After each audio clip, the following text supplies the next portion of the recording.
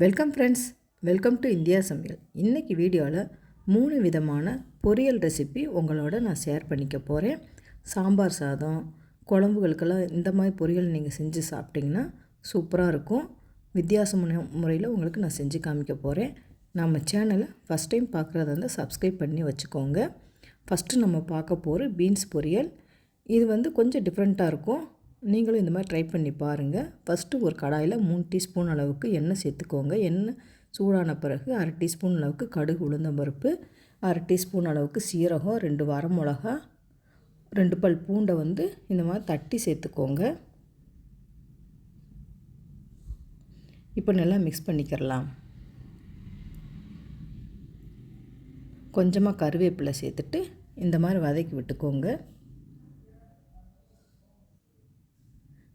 தேங்காய் பேஸ்ட்டாக ரொம்ப வலுவலுப்பாக அரைக்காமல் ஓரளவுக்கு கொரகொரப்பாக அரைச்ச பேஸ்ட்டு 2 டீஸ்பூன் அளவுக்கு சேர்த்துக்கோங்க.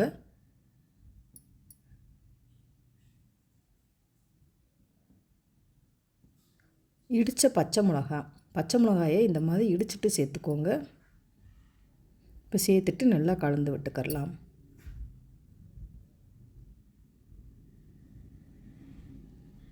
கால் டீஸ்பூனுக்கு கொஞ்சம் கம்மியாக மல்லித்தூள் சேர்த்துக்கோங்க. 1/2 டீஸ்பூன் அளவுக்கு மிளகாத்தூள். இப்போ நல்லா மிக்ஸ் பண்ணிக்கிறலாம். மல்லித்தூள் அதிகமாக சேர்க்கக்கூடாது. தேவையான அளவுக்கு உப்பு சேர்த்துக்கரலாம். இப்போ சேர்த்துட்டு நல்லா கலந்து விட்டுக்கோங்க. மீடியம் சைஸ் வெங்காயம், ஒரு வெங்காயம் சேர்த்துக்கோங்க. இப்போ சேர்த்துட்டு நல்லா கலந்து விட்டுக்கரலாம். இப்போ வெங்காயமும் நல்லா வதங்கி வரட்டும். நீங்கள் இதே மெத்தடோட நீங்கள் பீன்ஸ் பொரியல் பண்ணிங்கன்னா டேஸ்ட்டு சூப்பராக இருக்கும். இப்போ வெங்காயம் நல்லா வதங்கிருச்சு.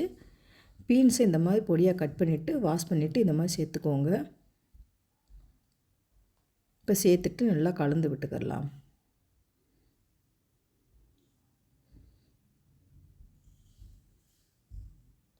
கொஞ்சமாக மட்டும் தண்ணி சேர்த்துக்கோங்க. இப்போ மூடி போட்டு லோ ஃப்ளேமில் கொஞ்சம் நேரம் நல்லா வேகட்டும். இப்போ பார்த்திங்கன்னா ஓரளவுக்கு நல்லா வெந்து வந்திருக்கு. இந்த ஸ்டேஜில் சின்ன தக்காளி, ஒரு தக்காளி பொடியாக கட் பண்ணி சேர்த்துக்கோங்க. இப்போ சேர்த்துட்டு நல்லா கலந்து விட்டுக்கோங்க. இப்போ மறுபடியும் மூடி போட்டு லோ ஃப்ளேமில் கொஞ்சம் நேரம் நல்லா வேகட்டும்.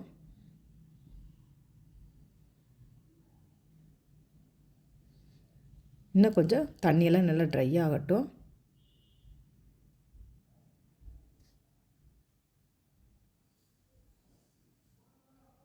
இப்போ பார்த்திங்கன்னா நல்லா பீன்ஸ் பொரியல் நல்லா வெந்துருச்சு. உங்களுக்கு உப்பு காரம் கரெக்டாக இருந்தால் சொல்லி செக் பண்ணிக்கோங்க. இப்போ பீன்ஸ் நல்லா வெந்துருச்சு. ஃபைனலாக தேங்காவை துருவி போட்டுக்கோங்க. சூப்பரான பீன்ஸ் பொரியல் ரெடி ஆயிடுச்சு. இதே மெத்தடோடு நீங்கள் ட்ரை பண்ணி பாருங்கள் ஃப்ரெண்ட்ஸ். சாம்பார் சாதத்தோடு வச்சு சாப்பிட்றப்ப கூட டேஸ்ட்டு சூப்பராக இருக்கும். ட்ரை பண்ணி பாருங்கள். லைக் பண்ணிடுங்க ஃப்ரெண்ட்ஸ். நெக்ஸ்ட்டு நம்ம பார்க்க போகிறது வாழைக்காய் பொரியல். ரொம்ப சிம்பிளாக பண்ணிடலாம். இப்போ ஒரு கடாயில் கொஞ்சமாக தண்ணி சேர்த்துக்கோங்க. தண்ணி நல்லா கொதிச்சதுக்கப்புறமா வாழைக்காயை மேலே இருக்க தூளெல்லாம் சீவிட்டு இந்த மாதிரி சின்ன பீஸாக கட் பண்ணி சேர்த்துக்கலாம். 90% மட்டும் வெந்தால் போதும். ரொம்பவும் வேக வைக்க தேவையில்லை. கொஞ்சமாக உப்பு சேர்த்துக்கோங்க. இப்போ வாழைக்காய் கொஞ்சமாக வெந்துருச்சு. ரொம்பவும் வேக வைக்கக்கூடாது. இப்போ அரை வேக்காடு நல்லா வெந்துருச்சு. இப்போ தண்ணியெல்லாம் நல்லா வடிச்சிடலாம். இப்போ தண்ணி நல்லா வடித்தாச்சு. இப்போ அதே கடாயில் 3 டீஸ்பூன் அளவுக்கு எண்ணெய் சேர்த்துக்கரலாம். எண்ணெய் நல்லா சூடாகட்டும். 1/2 டீஸ்பூன் அளவுக்கு கடுகு உளுத்தம்பருப்பு, பொரிஞ்சதுக்கப்புறமா 1 டீஸ்பூன் அளவுக்கு கடலைப்பருப்பு சேர்த்துக்கோங்க. இப்போ நல்லா பொரிஞ்சதுக்கப்புறமா 1/2 டீஸ்பூன் அளவுக்கு சீரகம். இப்போ நல்லா மிக்ஸ் பண்ணிக்கிறலாம்.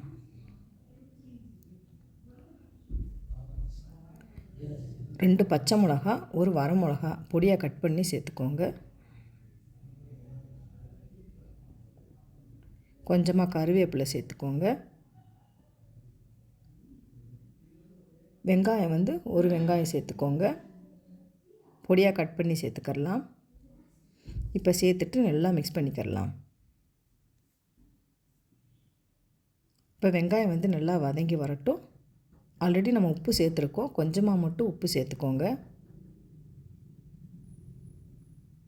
பெருங்காயத்தூள் கொஞ்சமாக சேர்த்துக்கோங்க.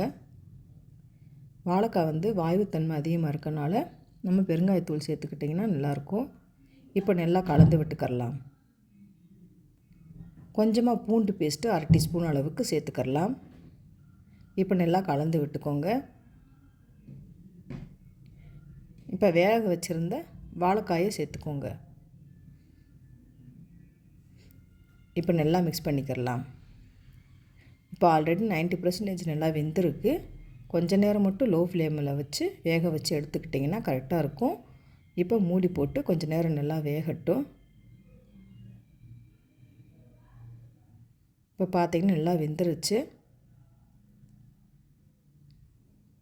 ஃபைனலாக நம்ம தேங்காய் துருவலை சேர்த்து மிக்ஸ் பண்ணி இறக்கிக்கிட்டிங்கன்னா சூப்பரான வாழைக்காய் பொரியல் ரெடி. நீங்கள் காரக்குழம்பு, கத்திரிக்காய் குழம்போட இந்த மாதிரி வாழைக்காய் பொரியல் வச்சு சாப்பிட்றப்ப டேஸ்ட்டு அட்டகாசமாக இருக்கும். ட்ரை பண்ணி பாருங்கள் ஃப்ரெண்ட்ஸ். நெக்ஸ்ட்டு பார்த்திங்கன்னா இப்போ வாழைக்காய் பொரியல் வந்து ரெடி ஆயிடுச்சு. இப்போ நெக்ஸ்ட்டு பார்த்திங்கன்னா வாழைப்பூவும் முருங்கைக்கீரையை வச்சு பொரியல் தான் உங்களோட நான் ஷேர் பண்ணிக்க போகிறேன். நீங்கள் வாழைப்பூவோட முருங்கைக்கீரையை நீங்கள் சேர்த்து செஞ்சுருக்க மாட்டீங்க. இந்த மாதிரி நீங்கள் செஞ்சு சாப்பிட்டு பாருங்கள், சூப்பராக இருக்கும்.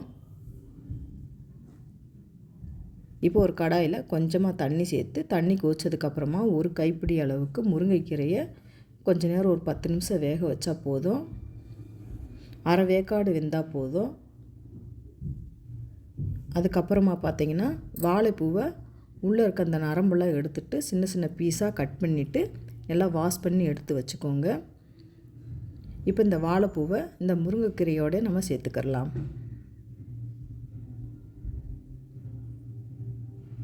ரொம்பவும் தண்ணி சேர்க்கக்கூடாது. நம்ம ஆல்ரெடி முருங்கைக்கீரையும் நல்லா வெந்திருக்கு. இப்போ வாழைப்பூ கொஞ்ச நேரம் வேக வச்சா போதும். இப்போ நல்லா கலந்து விட்டுக்கலாம்.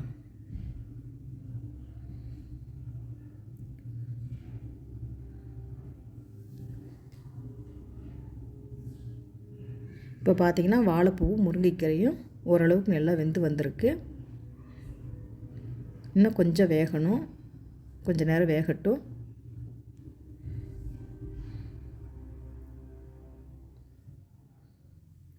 இன்னும் கொஞ்சம் தண்ணி இருக்குது.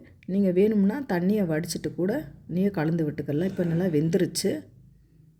இப்போ வெந்ததுக்கப்புறமா தான் நம்ம உப்பு சேர்க்கணும்.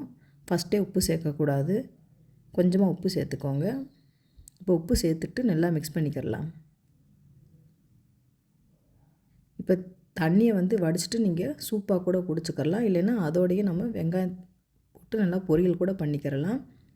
இப்போ அதே கடாயில் கொஞ்சமாக எண்ணெய் சேர்த்துட்டு கொஞ்சமாக கடுகு, உளுத்தம் பருப்பு பொரிஞ்சதுக்கப்புறமா 1/4 டீஸ்பூன் அளவுக்கு சீரகம் சேர்த்துக்கோங்க. மீடியம் சைஸ் வெங்காயம் வந்து 2 வெங்காயமாக இருந்துச்சுன்னா நல்லா பொடியாக கட் பண்ணி சேர்த்துக்கோங்க. 2 பச்சை மிளகாய் சேர்த்துக்கோங்க காரத்துக்கு ஏற்ப. இப்போ வெங்காயமும் பச்சை மிளகாவும் நல்லா வதங்கி வரட்டும்.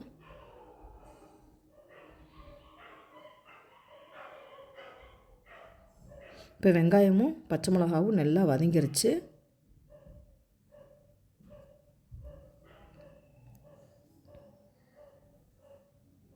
இப்போ இந்த அளவுக்கு நல்லா வதங்கிருச்சு. இப்போ இந்த ஸ்டேஜில் வாழைப்பூவும் முருங்கைக்கீரையும் சேர்த்துடலாம். இப்போ சேர்த்துட்டு நல்லா கலந்து விட்டுக்கோங்க. கொஞ்சமாக தண்ணி இருக்கும். மீடியம் ஃப்ளேமில் கொஞ்சம் நேரம் நல்லா வேக வச்சு தண்ணியெல்லாம் நல்லா ட்ரை ஆகட்டும்.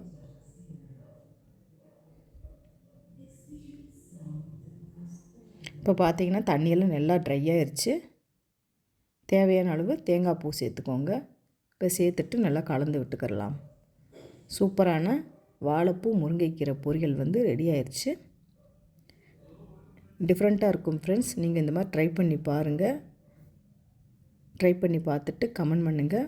உங்களுக்கு இந்த வீடியோ பிடிச்சிருந்துச்சுன்னா லைக் பண்ணுங்கள், ஷேர் பண்ணுங்கள், கமெண்ட் பண்ணுங்கள். உங்களை நான் வேறு வீடியோ சந்திக்கிறேன். பாய். தேங்க்ஸ் ஃபார் வாட்சிங்.